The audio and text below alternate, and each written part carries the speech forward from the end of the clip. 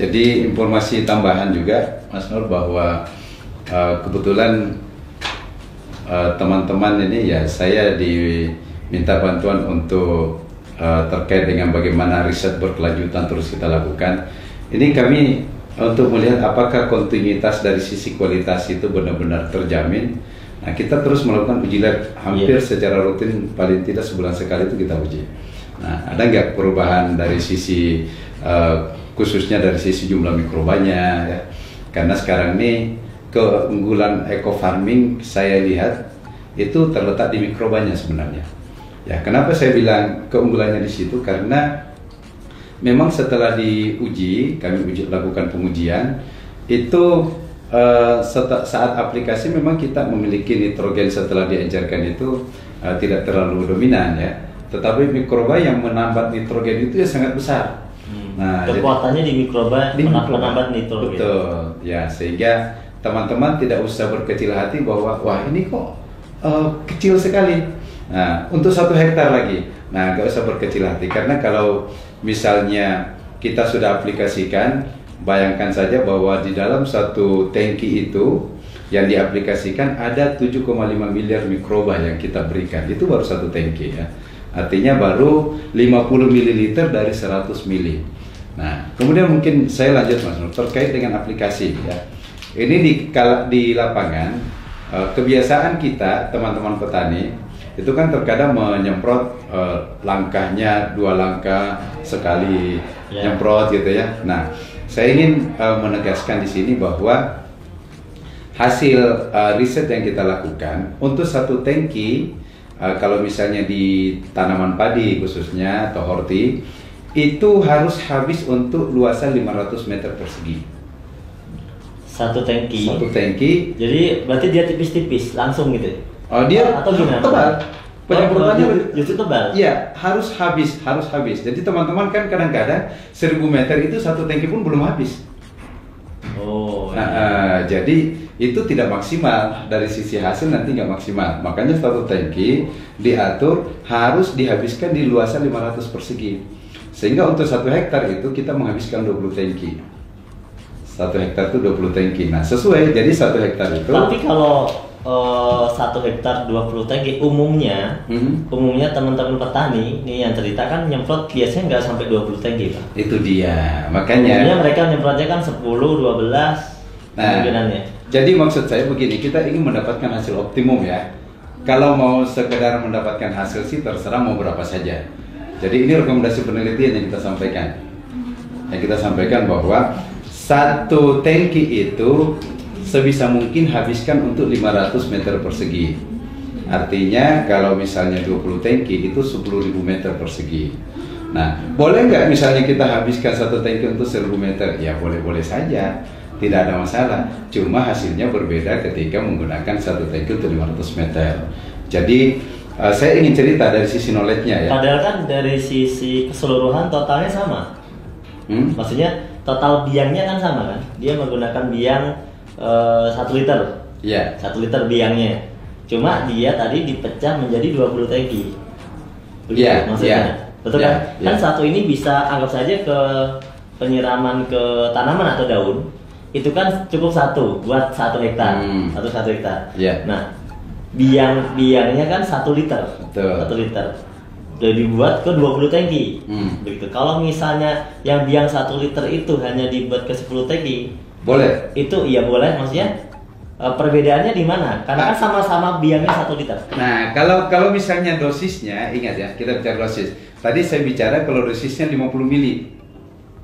Kalau dosisnya 50 mili, maka 1 tangki harus habis untuk 500 meter persegi. 50 mili ya. Nah, tapi kalau dosisnya dia tambahkan menjadi 100, nah 1 tangki habis untuk 1000 meter. Oh gitu ya. Iya. Jadi kita kembalikan ke dosis karena jadi dibuat tadi mah dibicarakan dosisnya per tangki ya. Per tangki, ya.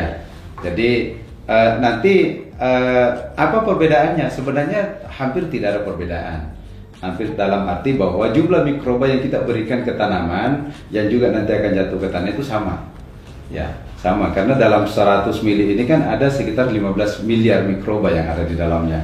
Nah, ketika kita aplikasikan di 1 tangki, ya dengan penyemprotan yang sedikit agak dijarangkan, ya itu jumlahnya secara kuantiti sama, tetap sama yang masuk ke tanah. Ya. Jadi tidak ada masalah kalau petani ingin mengurangi mengurangi tangki tapi dosisnya ditingkatkan. Iya. Oke, gini Pak Jamal. Jadi ini saya mau bertanya lagi. Di sini kan tertulis di sini di kemasan ya, kita sudah ada izin edar Kementan. Iya. Kemudian di sini juga kita lihat ada logo sertifikasi organik ya dari Innovis. Ini seperti apa penjelasannya? Iya, baik. Nah, jadi gini Mas Nur, saya sendiri selaku orang Kementerian Pertanian tidak akan mau memberikan advice kepada eco farming ketika tidak ada izin edarnya. Ya, karena izin edar ini adalah mutlak. Artinya apa? Izin edar itu keluar pertama ketika sudah diuji kualitas, diuji laboratorium, ya. Kemudian persyaratan-persyaratan berdasarkan Permentan itu sudah terpenuhi, lalu kemudian diuji efektivitasnya ya oleh peneliti, oleh ahli bahwa ini memang layak untuk diedarkan karena ada aspek manfaat yang bisa dirasakan, barulah izin edar dikeluarkan. Nah, itu tahapannya. Nah, kemudian dari lembaga sertifikasi organik itu juga mensyaratkan bahwa dia mau melakukan sertifikasi kalau misalnya sudah keluar izin edar. Ya, jadi LSO secara umum juga tidak ingin melakukan sertifikasi kalau belum ada izin edar. Nah, sekarang apa maksud adanya LSO ini? Jadi sebenarnya organik ini branding, Mas Nur. Artinya apa? Tidak boleh ada orang yang menggunakan kata organik, pupuk organik, kalau belum ada sertifikasi organiknya. Itu mestinya yang terjadi. Kalimat organik ini bersyarat ya, bersyarat. Iya, bersyarat sebenarnya. Jadi kalau kita bilang eco farming pupuk organik, ya kan? Ada kalimat organiknya, maka dia harus bersertifikasi. Iya, dia harus bersertifikasi. Itu sebenarnya yang diatur di dalam Standar Nasional Indonesia nomor 6729/2016 bahwa organik ini branded. Makanya tidak boleh ada orang yang tidak punya sertifikasi organik secara aturan menurut SNI yang menggunakan kata organik. Nah, gitu. Nah, jadi logo organik Indonesia ini yang ada di sini, ini sebenarnya sebuah penguat bahwa produk ini aman 100% karena menggunakan bahan organik 100%.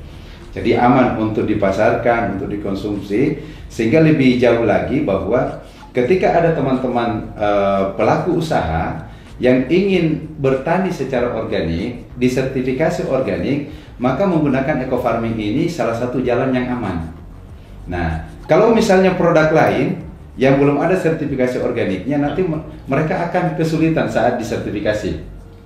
Karena kalau misalnya LSO turun, anggaplah misalnya Mas Nur punya lahan sawah ya, saya mengajukan sertifikasi bahwa ini lahan saya sudah organik.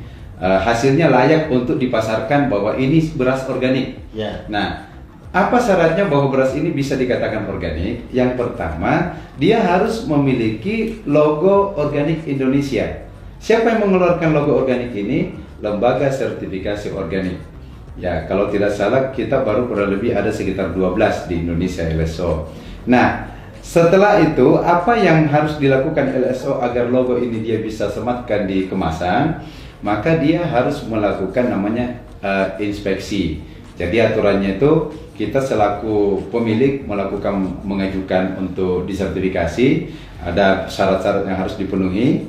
Setelah itu mereka melakukan inspeksi. Nah, salah satu di antara yang mereka tanyakan nanti adalah pupuk organiknya buat sendiri atau pakai pabrikan. Ya, ditanya Ditanya. Kalau dia mengatakan pabrikan, Pak. Nah, sekarang pertanyaannya mana pupuknya? Dia akan lihat, loh, ini kok nggak ada logo organiknya. Nah, maka dia akan meminta coba telusuri ke pabriknya apakah benar bahan-bahannya itu 100% organik. Kalau sudah ada logonya, kalau sudah ada nggak perlu lagi. Ini 100%. Oh ya, ini bahannya berarti sudah organik. Oke. Nah, kalau yang lain sudah bersyarat, pupuknya tinggal pupuknya, maka otomatis nanti LSO akan memberikan sertifikasi bahwa ini berasnya organik. Kalau misalnya pupuknya bukan dari pabrikan, tadi jawabannya. Ya, kalau bukan dari pabrikan biasanya kan mereka buat sendiri. Buat sendiri. Buat sendiri kan mereka langsung memperlihatkan bahannya. Saya pakai misalnya kotoran ternak, air cucian beras, misalnya gitu kan. Oh iya berarti aman. Nah gitu. Karena mereka mampu menunjukkan keorganikannya.